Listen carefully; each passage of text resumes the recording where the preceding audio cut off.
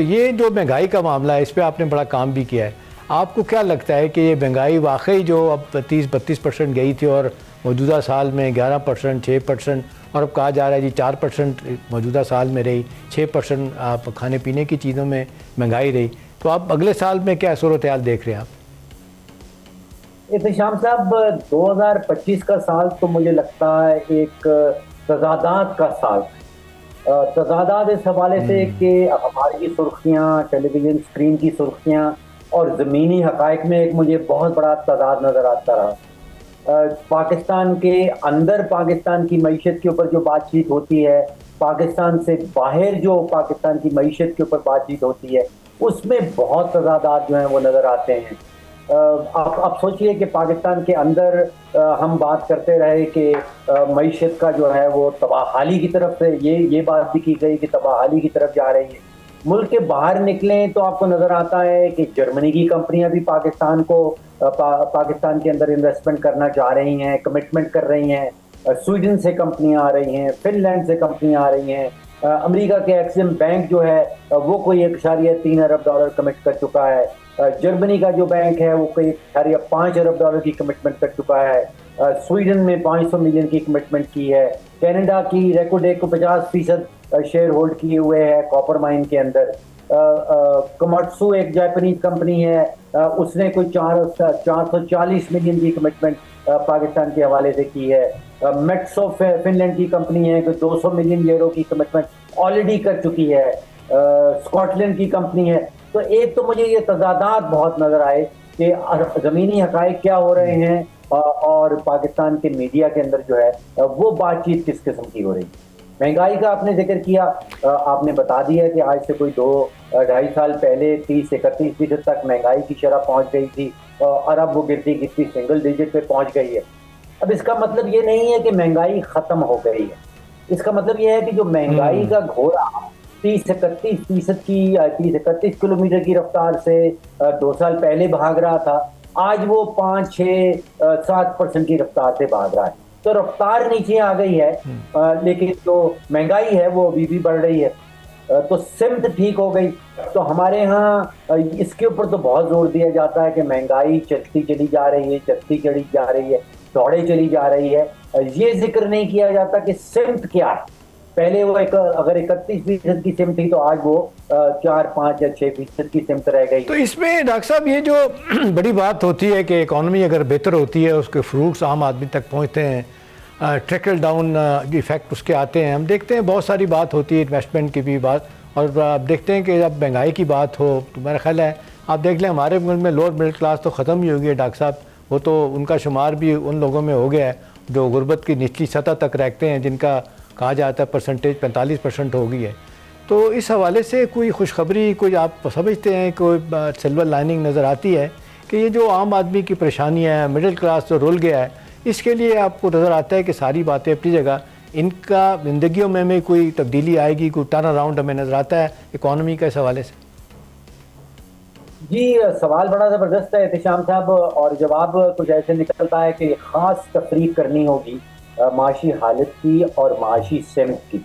आप जिस बात की जिस तरफ इशारा कर रहे हैं उसका जवाब जो है वो माशी सिमत में निकलता है।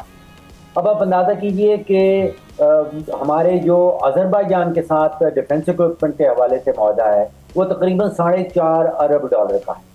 जो लीबिया के साथ मुआहदा हुआ है वो कोई 4.6 अरब डॉलर का है। मतलब मुझे तो अपनी पूरी ज़िंदगी मैंने देख ली कि कोई 100 मिलियन डॉलर, कभी 200 मिलियन डॉलर की बात होती थी डिफेंस इक्विपमेंट की, अरब डॉलर की कभी तक जो है वो बात नहीं हुई।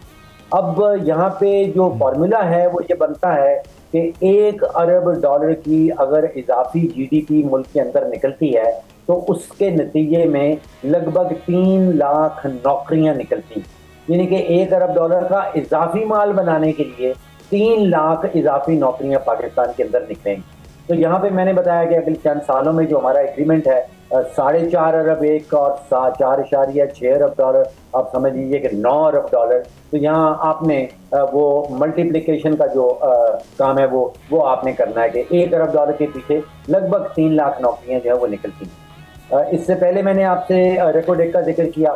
देखिए रेकोडेक में जिस स्पीड से मामला चल रहा है, सन 2028 में वो माइन जो है वो एक्चुअली प्रोडक्टिव हो जाएगी, वो कॉपर एक्सपोर्ट करने लगेगी।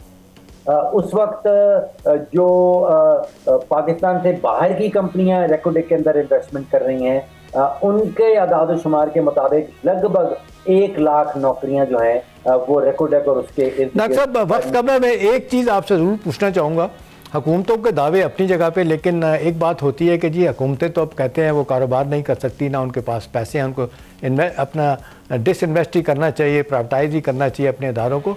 अभी ये जो बात होती है कि जी अपना इंजन ऑफ ग्रोथ जो है प्राइवेट सेक्टर है, इसके लिए बड़ा ज़रूरी है कि हुकूमत cost of doing business, ease of doing business. तो आप भी अक्सर बात करते हैं कि बिजली की कीमतों में कमी और इसके साथ साथ अपना क्या कहते हैं गैस और बाकी चीज़ों में कमी। आपके ख्याल में यहाँ पे हुकूमत की क्या दिक्कत है? यहाँ पे क्या हुकूमत की, जिसको कहना चाहिए मजबूरियाँ हैं कि वो जिस तरह ल्योर होनी चाहिए इन्वेस्टमेंट प्राइवेट सेक्टर की, जिसको देखते हुए बाहर का इन्वेस्टर आएगा, वो उतनी कामयाबी हमें क्यों नहीं मिल रही? जी निज़ाम साहब, आई मस्ट से कि अनदर वेरी इम्पोर्टेंट क्वेश्चन जो आपने भी पूछा है। देखिए 3 बहुत बड़े चैलेंजेस हैं और इसमें वाकई में कोई खातिर खा इकदाम सामने नज़र नहीं आते।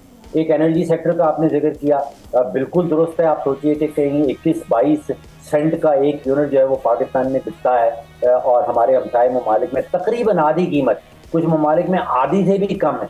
तो जब तक तो बिजली के सेक्टर को हुकूमत पाकिस्तान कंट्रोल नहीं कर पाएगी, बिजली की कीमत नीचे नहीं आती। इसी तरह जो फिस्कल पोजीशन है, यानी कि हुकूमत कोई 7-8 हज़ार 9 हज़ार अरब का बजट में खसारा कर देती है, फिर उसको नोट छापने पड़ते हैं। तो ये जब तक मामला हल नहीं होते, फिर स्टेट ओन एंटरप्राइजेज है, उसमें एक बहुत बड़ी कामयाबी ज़रूर हुई। ये पहली दफ़ा है कि पिछले 20-25 सालों में एक बड़ा इदारा स्टेट PIA के हवाले से मैं कह रहा हूँ वो प्राइवेटाइज कर दिखाया।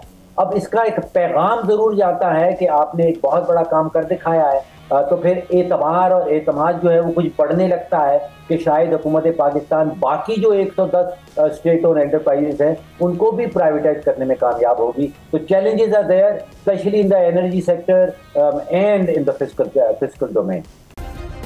सब्सक्राइब करें और बेल दबाएं ताकि कोई खबर रह न जाए।